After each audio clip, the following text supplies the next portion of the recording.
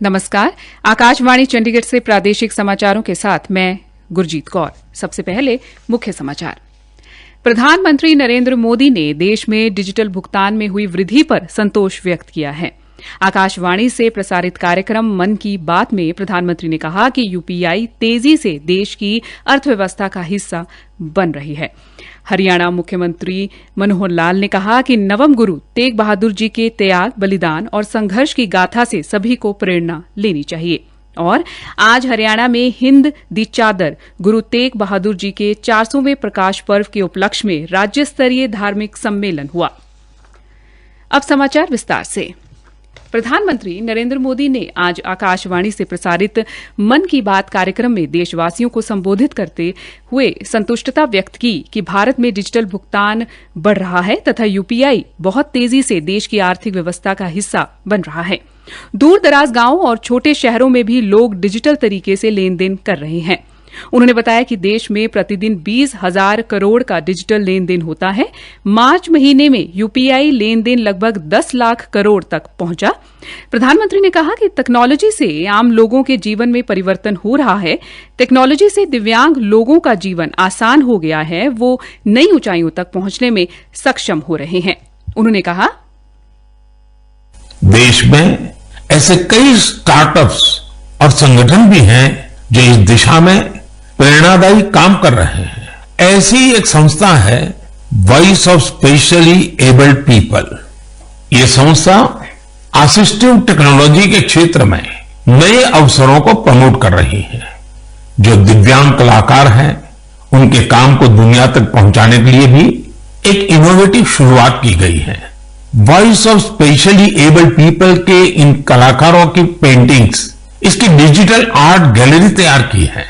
दिव्यांग साथी किस तरह असाधारण प्रतिभाओं के धनी होते हैं और उनके पास कितनी असाधारण क्षमताएं होती हैं, ये आर्ट गैलरी इसका एक उदाहरण है।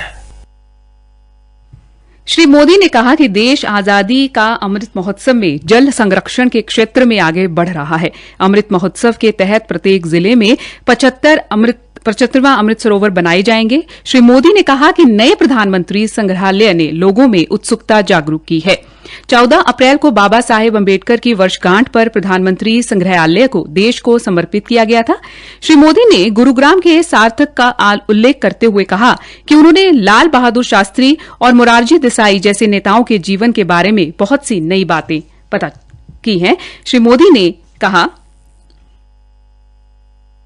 देश के प्रधानमंत्रियों के योगदान को याद करने के लिए आजादी के अमृत महोत्सव से अच्छा समय और क्या हो सकता है।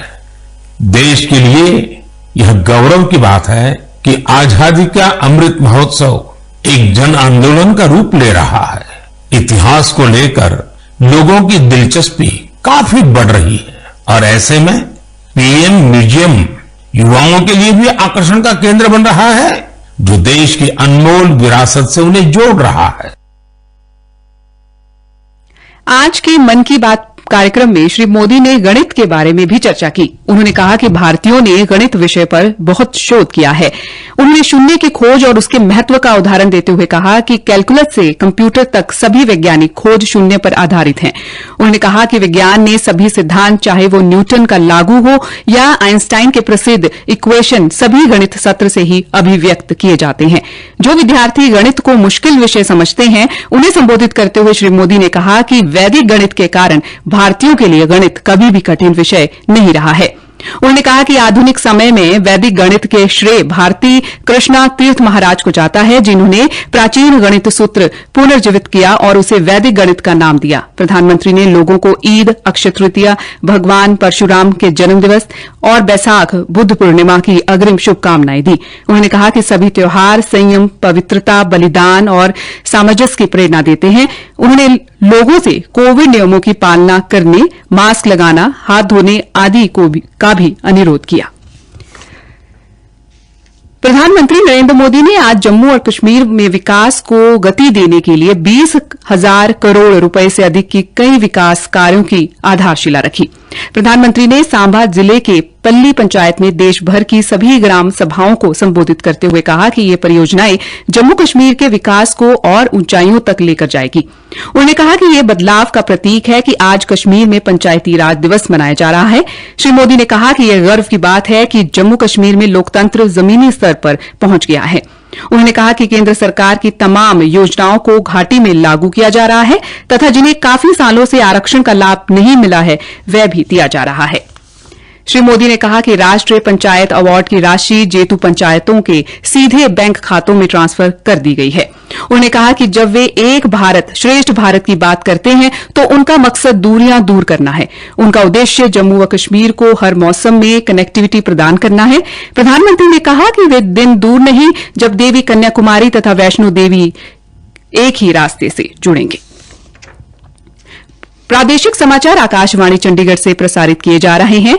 हमारे राष्ट्रीय बुलेटिनों और ताजा समाचारों के लिए आप हमारी वेबसाइट newsonair.nic.in पर लॉग कर सकते हैं। श्री गुरु तेग बहादुर जी के 400वें प्रकाश पर्व समागम में मुख्यमंत्री मनोहर लाल ने गुरु साहिब के त्याग और बलिदान को याद करते हुए कई बड़ी घोषणाएं की हैं। उन्होंने पानीपत की ऐतिहासिक धरती पर आयोजित हुए समागम स्थल का नाम श्री गुरु तेग बहादुर के नाम पर करने की घोषणा की। इसके अतिरिक्त जिस रास्ते से गुरु ग्रंथ साहिब की पालकी आई उस रास्ते का नामकरण भी श्री गुरु तेग बहादुर जी के मार्ग रखे जाने का ऐलान किया। यमुनानगर में बनने जा रहे सरकारी मेडिकल कॉलेज का नाम भी श्री गुरु तेग बहादुर के नाम पर रखा गया है। मुख्यमंत्री मनोहर लाल ने एक अन्य घोषणा करते हुए कहा कि श्री गुरु तेग बहादुर जी ने लड़ते वक्त जिन शस्त्रों का प्रयोग किया उनकी प्रदर्शनी देश भर में लगाई जाएगी। उन्होंने ये फैसला किया कि इन शस्त्रों को लेकर जाने वाला वाहन हरियाणा सरकार अपनी ओर से भेंट देगी। मुख्यमंत्री ने मुख्य पंडाल में पहुंचकर सबसे पहले गुरु ग्रंथ साहिब जी के सामने शीश निवाया।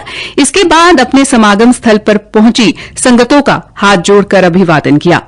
आज उनके 400वें प्रकाश पर्व को आजादी के अमृत महोत्सव के अंतर्गत मनाया जा रहा है। इस समागम का मुख्य मकसद भी यही है कि श्री गुरु तेग बहादुर जी के त्याग, बलिदान, संघर्ष की गाथा जन जन तक पहुंचे और आने वाली पीढ़ियां उनसे प्रेरणा ले। मुख्यमंत्री ने कहा कि गुरुओं ने समाज और देश की रक्षा के लिए अपना बलिदान दिया था। जब 500 कश्मीरी पंडितों का जत्था श्री गुरु तेग बहादुर जी के पास आनंदपुर साहिब पहुंचा, इसके बाद गुरु साहिब जी ने औरंगजेब को चुनौती दी।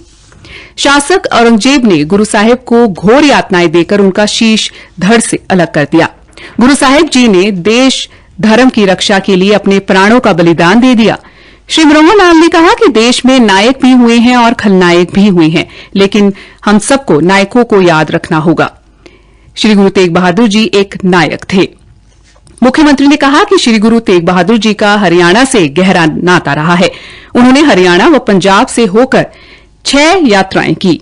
गुरु साहिब ने हरियाणा को 32 स्थलों पर अपने चरण रखे। उन्होंने कहा कि संतों व महापुरुषों के विचार जन जन तक पहुंचे, इसके लिए हरियाणा सरकार सभी संत व महापुरुषों को जयंती व प्रकाश पर्व मना रही है। श्री गुरु तेग बहादुर जी के 400वें प्रकाश उत्सव के कार्यक्रम स्थल पर आयोजित प्रदर्शनी में आज देश भर से आए लाखों लोगों ने श्री गुरु नानक देव जी से लेकर बाबा बंदा बहादुर तक के इतिहास को देखा। इस प्रदर्शनी में सिख गुरुओं के त्याग व बलिदान से जुड़ी गाथा को 100 से अधिक डिस्प्ले पैनल के माध्यम से प्रदर्शित किया गया।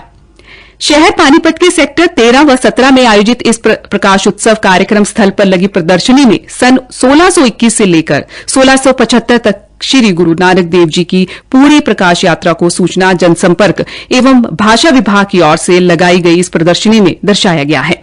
राजनीतिक विचारधाराओं से ऊपर उठकर सभी राजनीतिक पार्टियों के नेता श्री गुरु महाराज के आगे नतमस्तक हुए।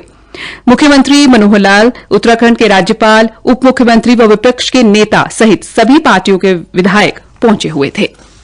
इस बड़े आयोजन में श्री श्रोमणी गुरुद्वारा प्रबंधक कमेटी के चेयरमैन हरजिंदर सिंह धामी, गीता मनीषी, स्वामी ज्ञानानंद जी महाराज व गुरु मां आनंद मूर्ति जी के साथ साथ कई गुरुद्वारों के ग्रंथी व शिक्षण संस्थानों के विद्यार्थियों ने शब्द कीर्तन से भाव विभोर किया।